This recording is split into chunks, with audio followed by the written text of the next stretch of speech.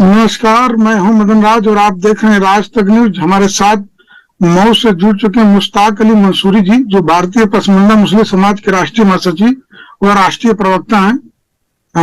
मंसूरी जी, राज तक news channel में आपका स्वागत है।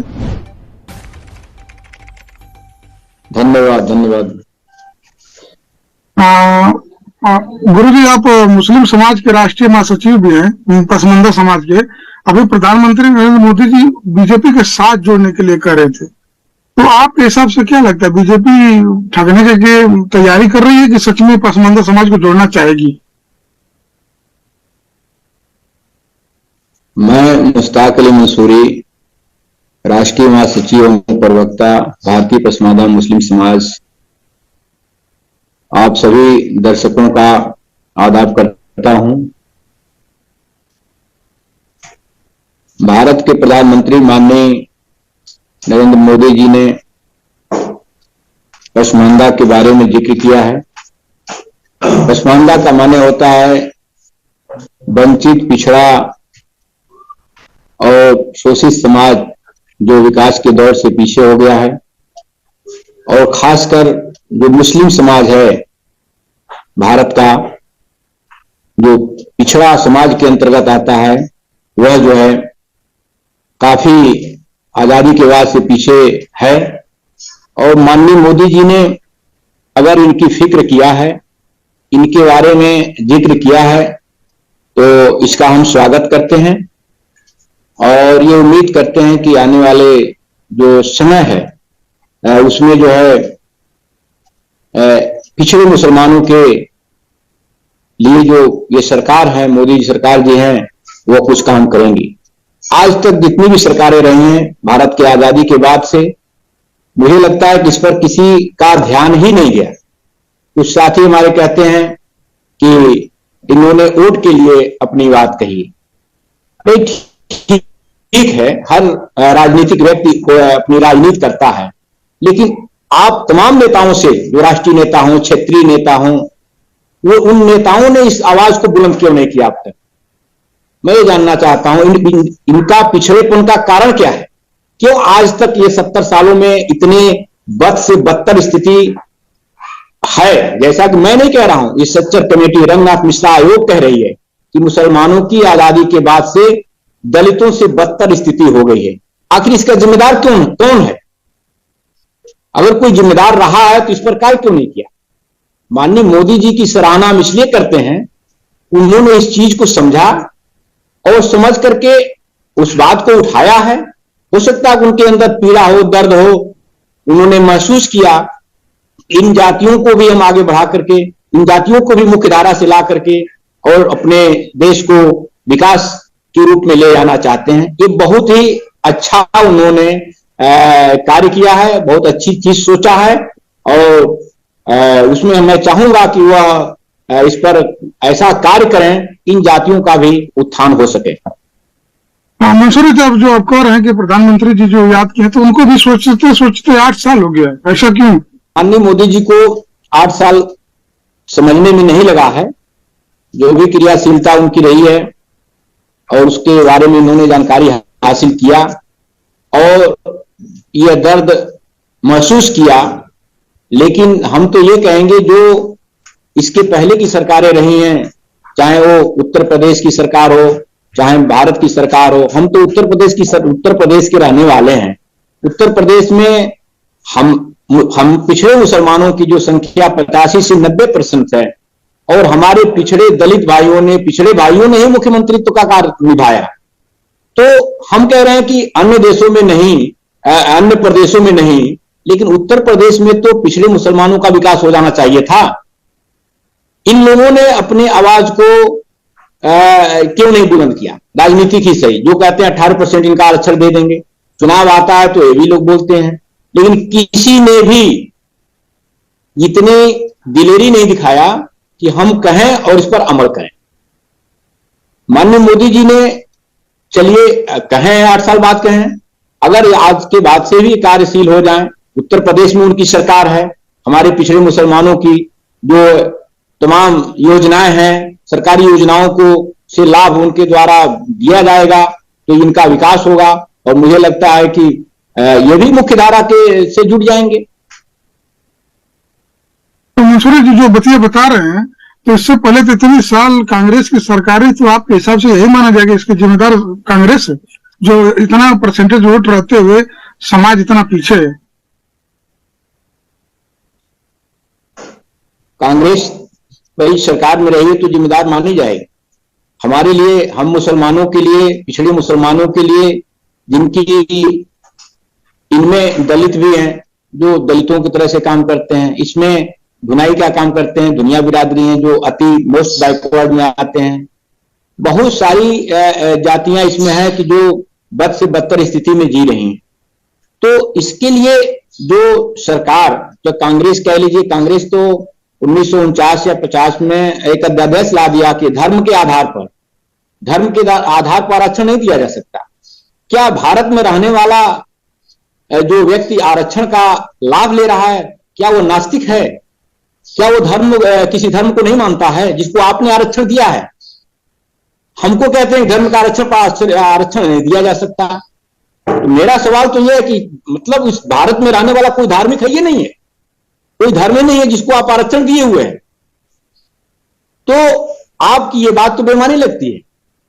भारत में रहने वाला हर व्यक्ति कहीं न कहीं किसी धर्म से जुड़ा हुआ है, तो उससे देखेंगे, उसके पहनावा से देखेंगे, उसके वेशभूषा से देखेंगे, उसके लिबास से देखेंगे, तो ये देश की तरक्की में क्या आपका योगदान रहेगा? आप तो एक व्यक्ति को देखिए, अपने देश के नागरिक, सम्मानित नागरिक को देखिए, मेरा एक नागरिक जो है कैसे बेहतर ढंग से अपने जीवन यापन कर रहा है, उसकी जीवन शैली होनी चाहिए। आपको तो ये देखना है। आप तो ये देखते हैं कि धर्म के आधार पर आरक्षण नहीं दे सकते। आपने उसको प्रतिबंधित कर दिया, कांग्रेस की सरकार ने प्रतिबंधित किया था। क्यों किया भाई? आप जो भारतीय संविधान, जो देश मेरा आजाद हुआ, उसमें समानता की बात करता है, समान अवसर की बात करता है, तो हमें अवसर क्यों नहीं दिया गया डेवलपमेंट होने के लिए? सच्चर कमेटी, रंगनाथ मिश्रा आयोग ने इस बात को कहा है कि दलितों की से बदतर स्थिति पिछड़े मुसलमानों की हो गई। आखिर क्यों? इसका जिम्मेदार कौन है? आपने मुझे अवसर उपलब्ध नहीं कराया। इसका मतलब दलितों को आपने अवसर दिया, जो कि एक हम कह सकते हैं कि पहले हम लोगों ने देखा है कि गोबर के अनाज को खा करके दलित अपना जीवन यापन करता था, लेकिन आजाद भारत के होने के बाद आज वो बेहतर ढंग से हो गया, क्योंकि आपने उसको अवसर दिया। और हमारे लोगों में ऐसा नहीं कि पढ़ते नहीं है, हम बेहतर नहीं है, बेहतर नॉलेज नहीं रखते हैं, लेकिन हमारे अवसरों को दबाया गया। और माननीय मोदी जी ने अगर ये बात कही है तो वो अवसर देकर के पिछड़े मुसलमानों के उत्थान में अगर काम करते हैं तो पूरा पिछड़ा मुसलमान उनके साथ खड़ा होगा और खड़ा होकर के उनकी सरकार को पुनः बनवाएगा। और अगर अपने पिछड़े मुसलमानों की हिस्सेदारी की बात करते हैं, उनको आगे बढ़ाने की बात करते हैं, बहुत ही सराहनीय काम। मैं ये कहना चाह रहा हूं कि जो पिछड़े मुसलमानों की हालत आज हुई है वह पूर्व सरकारों की ही देन है। मैं ये कह रहा था कि दलित समाज जो अति दुर्दिन अवस्था में अपने समय को आजादी के पहले काट रहा था, जब देश आजाद हुआ तो उसको अवसर दिया गया, उसको आरक्षण दिया गया, उसको आगे जाने के लिए मौका दिया गया। और मुस्लिम पिछड़े मुसलमानों की जो है कि एक धर्म के आधार पर एक अध्यादेश ला करके यह लागू कर दिया गया कि धर्म के आधार पर हम आरक्षण नहीं दे सकते। तो मैं तो ये कह रहा हूं कि क्या भारत में रहने वाला जो आरक्षण प्राप्त कर रहा है वो कोई मतलब किसी धर्म से जुड़ा हुआ नहीं है? क्या आरक्षण पाने के लिए अधार्मिक होना, नास्तिक होना जरूरी है? ये अध्यादेश को खत्म करना चाहिए और भारत में रहने वाले पिछड़े मुसलमानों के साथ साथ जो भी पिछड़ा हिंदू भाइयों का भी पिछड़ा हो, सबके लिए समान अवसर दिया जाना चाहिए। तभी मेरा देश तरक्की करेगा और एक विकसित राष्ट्र के रूप में आगे विश्व में जाना जाएगा। तो मंसूरी साहब जो बतिया बता रहे हैं, कह रहे हैं, तो जो 5% और 4% जो भी जहां भी बीजेपी वोट पाती है मुसलमानों को, तो ये माना जाए कि पसमानदा समाज वोट देता है।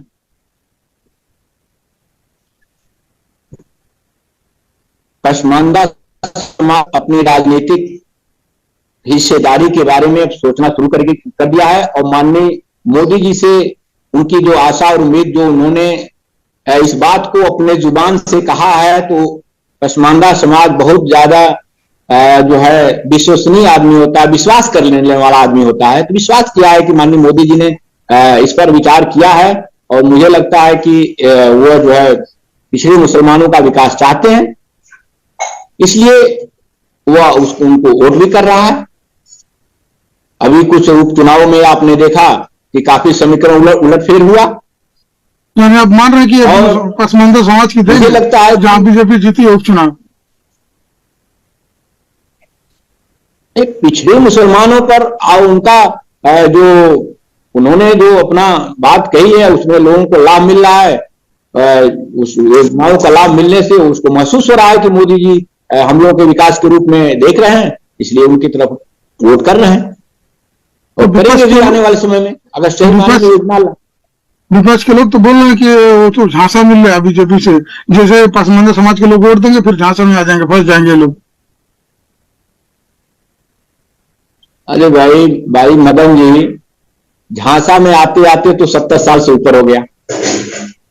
वोट दिया, भरपूर वोट दिया, जितनी ताकत थी उतनी वोट दिया, और जब मेरी हिस्सेदारी की बात आती है, मुझे अवसर देने की बात आती है, वहां से काट दिया जाता है। तो सभी ने तो छला ही है। तो अगर ये कह रहे हैं कि इन पर हम विश्वास कर रहे हैं, अगर इनकी मंशा छलने की होगी तो आगे इसका रिजल्ट आएगा। सब लोगों ने तो ऐसा किया है, अगर इनकी मंशा है तो हम उम्मीद करते हैं कि ऐसा करेंगे, नहीं तो इसका रिजल्ट आने वाले समय में आप भाई देखा कर रहे हैं। इनको भी मौका देना चाहिए, जो कह रहे हैं उनके लिए सुनना चाहिए, और सुन के इनके साथ भी पसमानदा चलेगा कि देखें भाई हमारे जो मोदी सरकार है, चाहे योगी सरकार उत्तर प्रदेश में मान लीजिए, योगी जी क्या है, ये जो है पिछड़े मुसलमानों के लिए किस तरह की योजनाओं को लॉन्च कर रहे हैं, किस तरह से योजनाएं उनको लाभ तक उनके पास पहुंच रही है, ये तो दिखने लगेगा ना। और माननीय मैं मोदी जी से, जो भारत सरकार के प्रधानमंत्री हैं, मैं चाहूंगा कि जो अध्यादेश धर्म के आधार पर लागू किया गया है, धारा 341, सही मायने में उसको खत्म करें। जब धारा 370 खत्म हो सकती है, बहुत सी चीजें खत्म हो सकती हैं जो कि भारत के विकास में एक रोड़ा रहा करती हैं, तो ये भी खत्म हो जाए। धारा 341 भी खत्म करके समान अवसर सबको दिया जाए। अब क्यों बांधे हुए हैं भाई?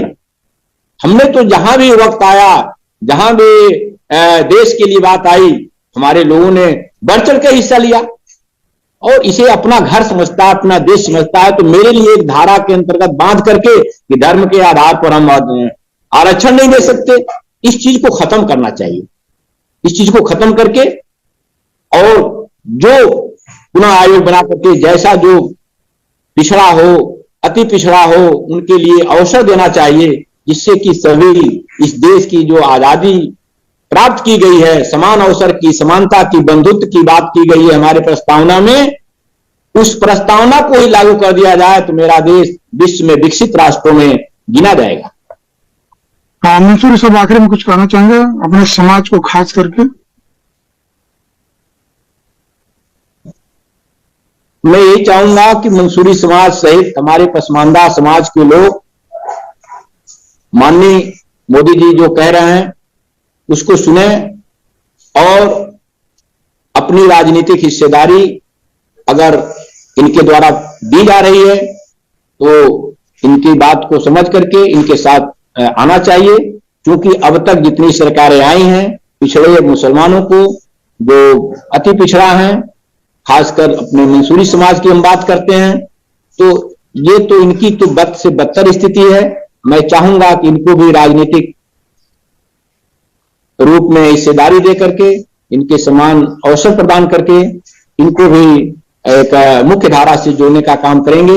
यही मैं उम्मीद करता हूं माननीय प्रधानमंत्री मोदी जी से और उत्तर प्रदेश की सरकार माननीय योगी जी से कि आपके पास बहुत सारे पावर हैं, और हमारे पिछड़े मुसलमानों के लिए तमाम योजनाओं को लॉन्च कर दें, जिससे कि उनको भी कुछ लगने लगे कि आप माननीय प्रधानमंत्री जी द्वारा दिए गए विचार को आप उत्तर प्रदेश में सबसे पहले लागू करने वाले मुख्यमंत्री होंगे। इन्हीं सब बातों के साथ मैं चाहूंगा कि भाई आपने मुझे चैनल में अपने ला करके अवसर दिया बात करने का भाई मदन जी, इसके लिए बहुत बहुत धन्यवाद।